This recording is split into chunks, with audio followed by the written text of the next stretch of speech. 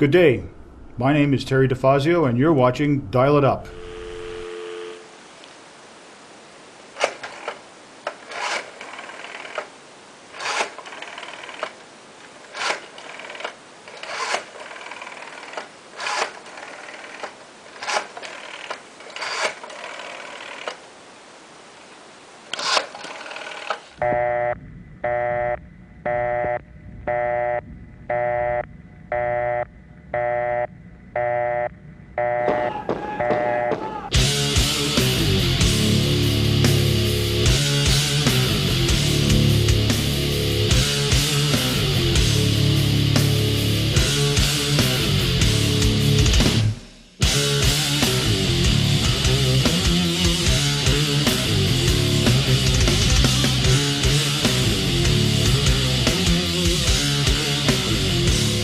Today, my guest is Katherine Sims.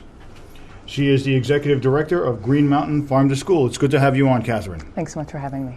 Tell us a little bit about yourself and, for example, your education level, where you went to college and things like that, and then we'll delve into the Farm to School program. Yeah, sure. So I grew up outside of Boston, and then I went to college at Yale University in Connecticut, and then right after college I moved up to the Northeast Kingdom because I figured there's no better place in the world more beautiful than it is up here. Okay. By the way, my grandson just entered Dartmouth. Exciting. Congratulations. Yes. Those Ivy League schools are they're not just prestigious, but they're very good. I had a great time. I certainly learned a lot there.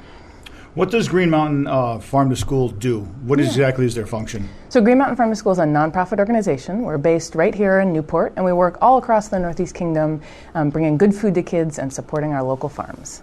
Okay. How did you get started doing this? So as I said, I moved up here right after college because I was really interested in agriculture and learning more about where my food came from. And so when I started apprenticing at Butterworks Farm in Westfield, I was just in heaven. I was surrounded by farms producing really world-class food up here. But pretty quickly became shocked to discover that this place with so many farms is for so many people who live here a food desert where they have a lack of access to healthy food. And so that motivated me to try to work in the community to ensure that all Vermonters have access to healthy food. Something that I just thought of that wasn't on this question. I like to prepare, for my guests and all that. Was the thing about GMOs? Yeah. Has that legislation hit, and if so, has it affected your program at all? So I don't believe it's. So the bill has been passed, but has not been implemented here, or hasn't taken effect here in Vermont. But it's exciting to see that already global and national companies are responding and adapting their ingredient lists and their labeling to respond to Vermont's legislation. So I believe it is Campbell's Soup has made a commitment to labeling all of their foods so that they're ready to continue to serve the Vermont market. So it's exciting that our tiny little state can have an influence nationwide. Yeah, and exactly, can you explain to our audience exactly what are GMOs? So GMOs are genetically modified organisms where scientists have taken genes from one plant or animal and infuse them into the agricultural plant, and that is done, I think, often to help be resistant to herbicides or pesticides, or to add certain characteristics that they believe would benefit the plant. I think concern that many folks have is, we don't know what the long-term consequences of mixing genes from different plants or animals together are. Essentially, they're hybriding, correct? So it is maybe related to the natural hybridization that happens when two plants of, two corn plants cross-pollinate and, create a new variety that has different traits. But this is, actively taking it from, maybe a shark and putting it into a corn plant, something that would not naturally have hybridized. I see. Okay, now that's interesting to note because I didn't realize it was like that. I knew about hybriding plants and things like that. Yeah. But this is also where the term frankenfoods came from, correct? Yes, definitely. Some people are sort of uncomfortable with that concept of mixing things that couldn't naturally happen on their own in the real world. Okay. Now, why do you choose to work in schools? Yeah. So in Vermont, 60,000 children eat school food every single day, getting more than half of their calories from school lunch, school breakfast, and school snack. And so we know that what we feed kids at school and what we teach them about that food affects how they'll grow, how they'll learn, what they'll feed their own families, and how long they'll live. So school is really where it all begins. Yes, and right after your home, the school is extremely important. What are some of the challenges you face or that you have encountered? Yeah, so we're really excited to get people trying new healthy foods and supporting their local farms. At the same time, we know that behavior change can be hard and can take time, whether it's a food service trying a new recipe for kids, or kids trying something like rutabaga or winter squash for the first time. That change can be difficult. But so we try to be really patient and meet people where they are and encourage them to try new foods and get excited about healthy and local food as we are. Mm-hmm. Sounds like you have your work cut out for you. It sounds like this can be quite challenging at times. What are some of the bigger challenges that you've run into? Yeah, so some of dealing with state government. Is that one of them, perchance? Well, so our work is certainly challenging. It's also really fun. There's nothing like watching a kid get excited about Brussels sprouts for the first time. But some of the challenges that we face are about policy and institutions that. Our schools are really burdened. They have little time and many mandates and not many people in the building. And so there's often a lot of pressure to do different things that are often competing. And, we try to advocate that what we feed our kids matters, and it's worth investing time and resources in that. And, the more we have support for that within schools and within the community and from the state, I think we can be even more effective. And what are some of your funding sources? Yeah, so Green Mountain Farm to School is a nonprofit, as I said, and about half of our funding comes from grants. Another quarter of our funding comes from program service fees, where schools and others are covering the cost of our program. And then a quarter of our funding is from individuals and businesses who believe in our mission and want to help us do our work. Okay. What are some of the state agencies you have to work with? Yeah, well, I'm really proud of, Vermont is definitely leading the way in the farm to school world, and a lot of that has to do with some of the terrific partnerships we have with state agencies, including the Agency of Agriculture, Food and Markets, and the Department of Health, and the Agency of Education. That I think we have we are a state that really gets that farming is an important part of our economy, and that the health of our community is worth investing in up front. And so Vermont was actually one of the first states to have farm to school grant program that was managed by the Agency of Agriculture. And I think that planted a critical seed early on in giving schools resources to try this work, and that's helped us become a national leader in the farm to school world. Now, when did that take place? When did that whole so the Rosie program McLaughlin farm to school legislation passed in 2008, and the Jay so Westfield, it's pretty recent then. Yes, but again earlier than many other states, and the Jay Westfield Elementary School, in partnership with Holland and Lowell, received one of the grants the first year, and that actually helped launch what became Green Mountain Farm to School today. Now, I have it on good authority, because I have it written here. You were just named one of the 100 Farm Credit 100 Fresh Perspectives. Yes. Okay, can you explain what that means? Yeah. So you must be pretty proud of that too, right? Yeah. So Farm Credit is just celebrating its 100th anniversary as a company, and in honor of that, they created this award to celebrate 100 individuals from across the country that are doing innovative work to support rural communities. And I'm certainly honored to have been one of the 100 nominees, the only from Vermont, and grateful for the opportunity to share the work that we're doing with a broader audience. So proud of Green Mountain Farm to School and all the work that we're doing. Are you the only person in Vermont doing this, or are there others? So Green Mountain Farm to School focuses our work, our direct service work, on the Northeast Kingdom, and we're really proud to have many partners across the state who are doing similar work in other regions. Okay, so nobody else like you exists in Vermont. Is that true? Or no other program like yours? There are others in different parts of the state. Oh, there are. Okay. Yep, and we're excited to be a part of the Vermont Farm to School network, where we all get to learn and share and celebrate each other's work. Do you know how many other programs there are? That's a great question. We know that there are, I would say, 4 other nonprofits doing similar work in different parts of the state, and that there are, I believe it's over 80% of the schools in Vermont say that they are in some way doing farm-to-school work. Well, I think it's great that you're doing that. Just a little off topic here, but you ran for state government once, didn't you? Yes, I had both the honor to serve as the auditor for the town of Westfield for 4 years when I lived there, and then 4 years ago I ran for state representative for my district, Orleans-Lamoille, which covers Eden, Lowell, Jay Westfield, and part of Troy. Oh, okay. Yeah, what was that experience like for you? Oh, it was incredible. It was really one of the best things that I've ever done. Rarely do you have an opportunity to knock on your neighbor's door and ask what's on their mind. And it was a real honor to meet so many of my neighbors, hear about the issues that matter to them, and have an opportunity to talk about what I believe in and how I want to work hard to make our community stronger so that families and communities are thriving. Might you run again? It's certainly something that I'm considering. Oh, well, we hope that everybody that has that inclination does it, because that's part of the democratic process, isn't it? Yeah, absolutely. What are some of the ways that you're helping to educate children about food and what they eat?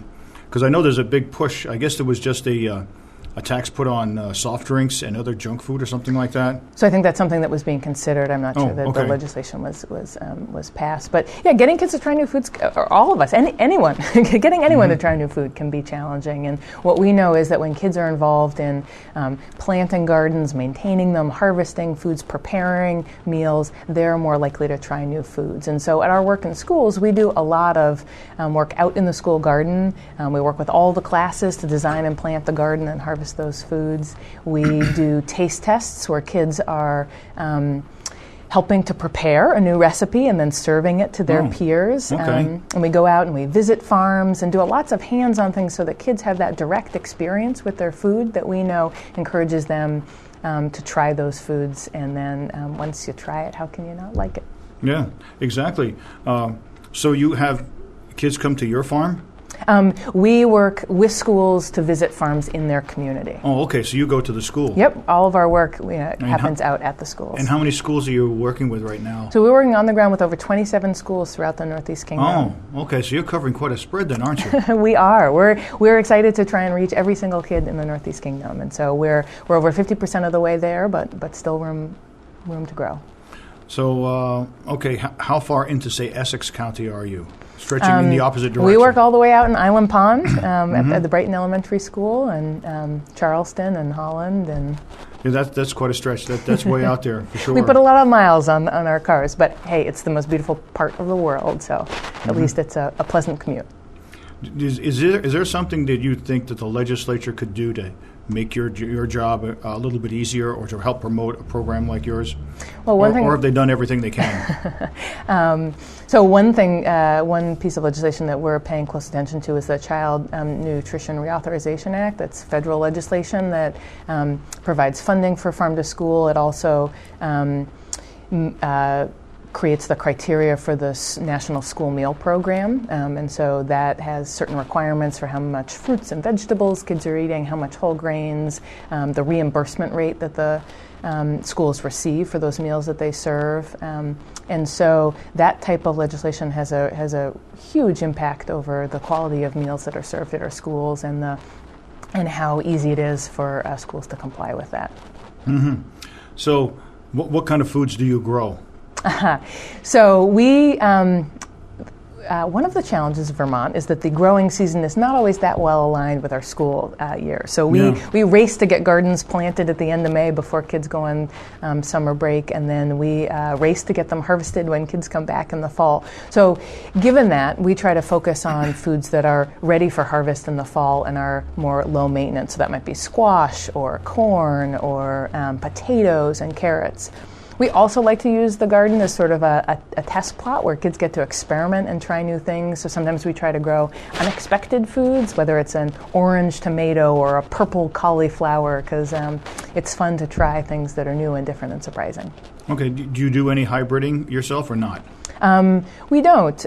We are proud to receive a donation of school garden seeds from High Mowing Seeds right here in Wolcott, Vermont. And grateful for that support. What happens to the food from the garden? Yeah. So, as I said earlier, we know that when kids are involved in planting and harvesting foods, they're more likely to try it. So, the focus for our school gardens is to grow food for the cafeteria. So, the kids are not only getting to enjoy the pleasure of growing food, but they also get to eat the food that they grow. And we know that when the food service tell the kids who are coming through the line that this squash is from the garden, the kids are more likely to try it, and that makes us really happy.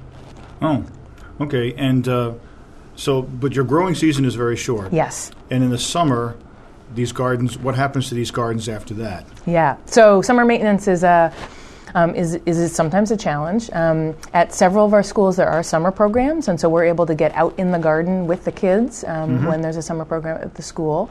And if not, we reach out to kids and their families to have them help tend the garden with us in the summer. So we have an Adopt the Garden program where kids sign up to tend the garden for a week, and in trade for weeding and watering, they get to take home any produce that is ready to eat. Typically, how many students per school participate in this? So we actually try to work with every single school in the student, every single student in the school. Okay. So we have what we call all school planting days and all school harvesting days, where each class signs up for a slot, and then they rotate through the garden, and each class is responsible for planting, at least one crop in the garden, and then they get to come back in the fall and harvest it. So every kid gets a chance to work in the garden. Well, it sounds like getting local food into these cafeterias seems to be very, very important.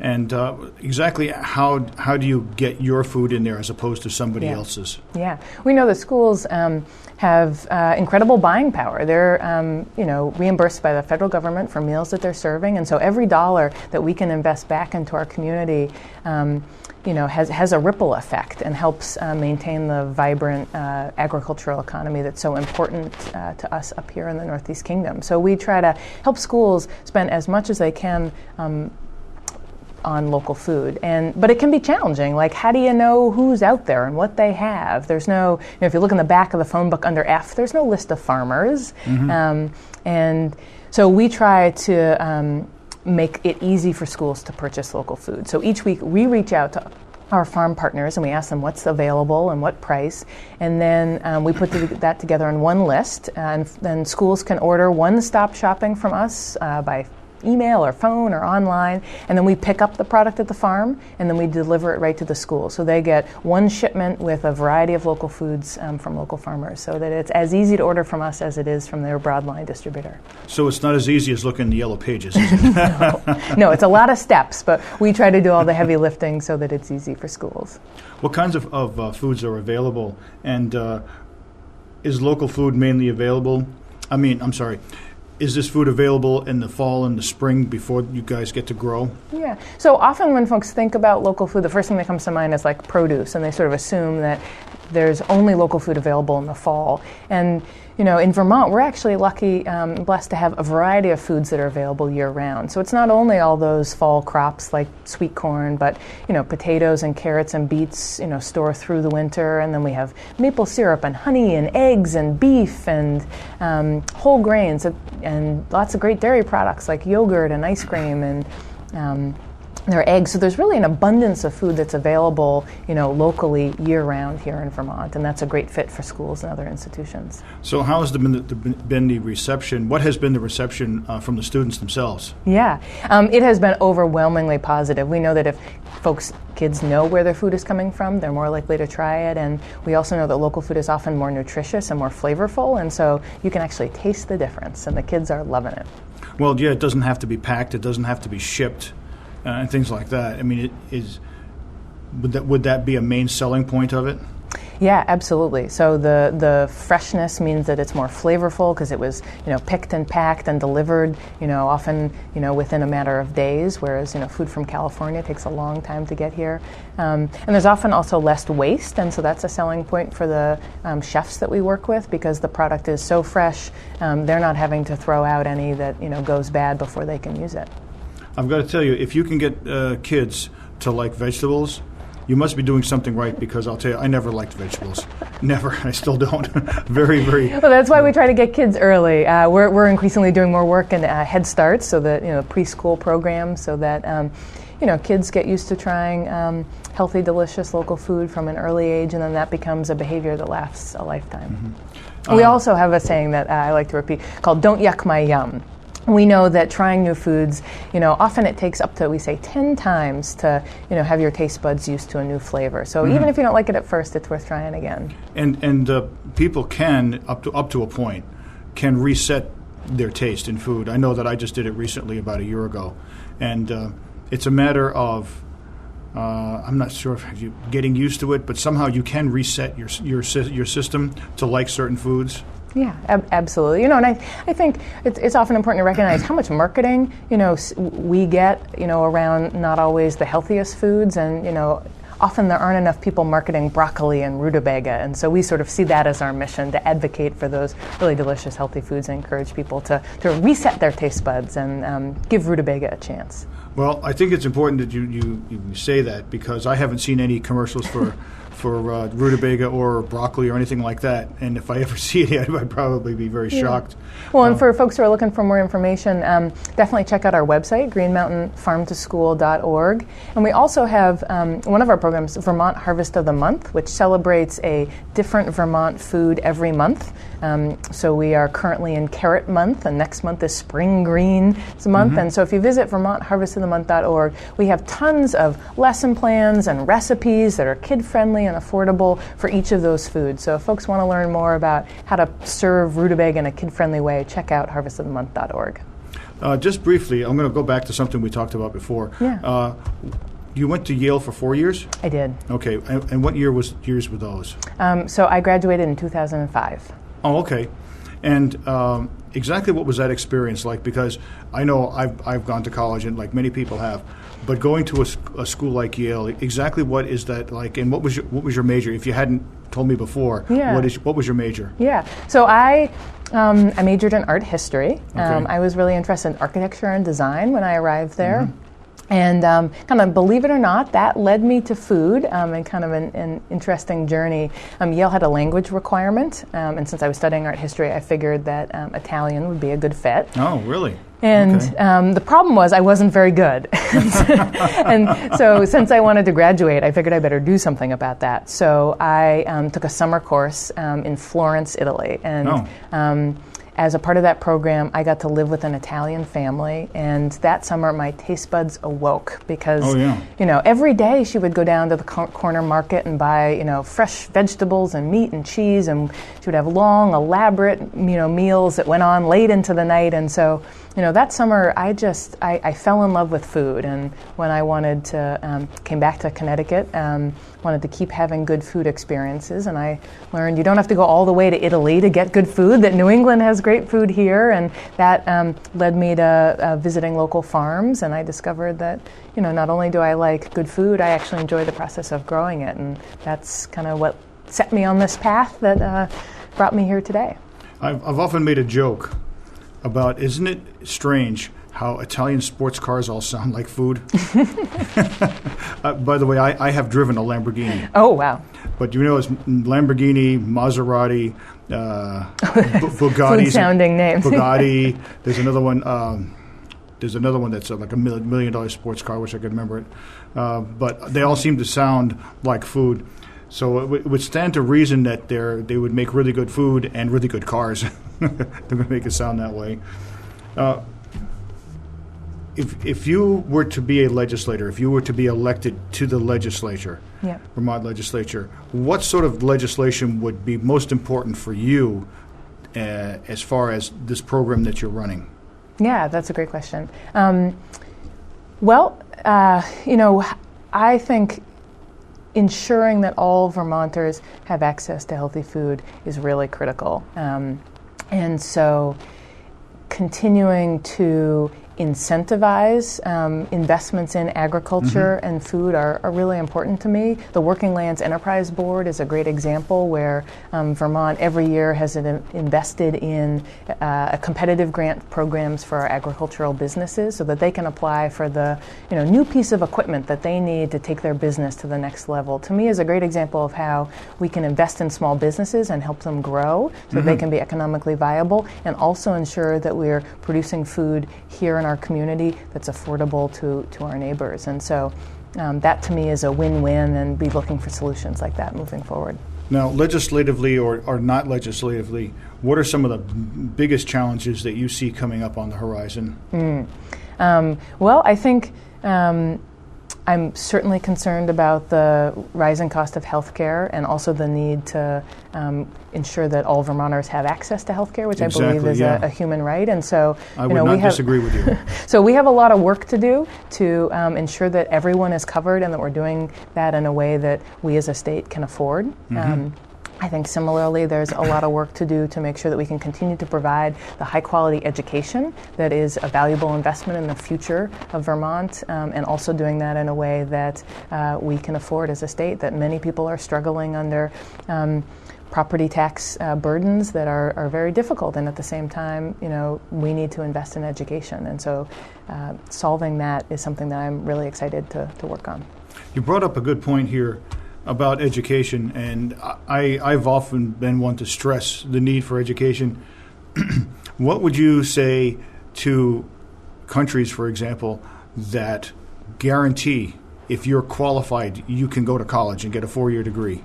What is your feeling about that? Yeah. I think it's a really interesting model that's worth looking at. I mean, I think if we think about, the cost of educating kids is a lot less than the cost of per year in our incarcerated population. And so if we invest in kids and ensure that they have the knowledge and skills that they need to have successful careers, we're saving all of us a lot of money in the long run. And there was certainly a time when we as a society said we want to invest in public education for all, and we extended that through high school, and that's something I think we take for granted now. And I think it might be worth looking at extending that through college as well, because we know that having those credentials help people be successful long term. And certainly so many of our kids are walking away from college right now under crushing college loan debt, and that's not allowing everyone to have access to the American dream. I agree. I worked at the Northern States Correctional Facility for 4 years, not for corrections, but for Phoenix House as a drug and alcohol counselor, and I did not see many college graduates. Yep. And so you saw firsthand how important it is to set kids off on the right path early on.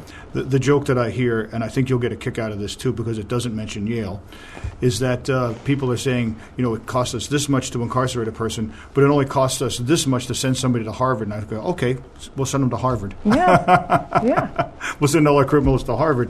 But it's true. You don't see the level of criminal that you will see in the average prison. You won't see them with a college education. Yeah. So what are Green Mountain's Farm to School program? Where is they headed? What direction are you looking to go in? And what are some of the things you're facing in the immediate future? Well, so as an organization, we've had great exponential growth over the last 9 years, and we're excited as we think about the coming years. We plan to not only deepen our work that we've been doing in schools, but also continue to expand our work beyond schools, recognizing that all Vermonters deserve access to healthy food. And so as an example of that, we're increasingly taking the programming that we've developed at schools into the community and the grocery store. We know that the majority of Vermonters buy their food at their local grocery store, and so we want to ensure that they have access to affordable local food on the shelves, and that they have the knowledge and skills that they need to prepare those foods at home. So we're doing taste tests, just like we are with kids at schools, out in grocery stores so that folks can try beets for the first time and walk away with a recipe and then the ingredients to make that food. Yeah, because that's the idea. If the food doesn't taste good, people won't eat it. Yep. Correct? Yep, and it's got to be on the shelves and available for them to purchase. Exactly.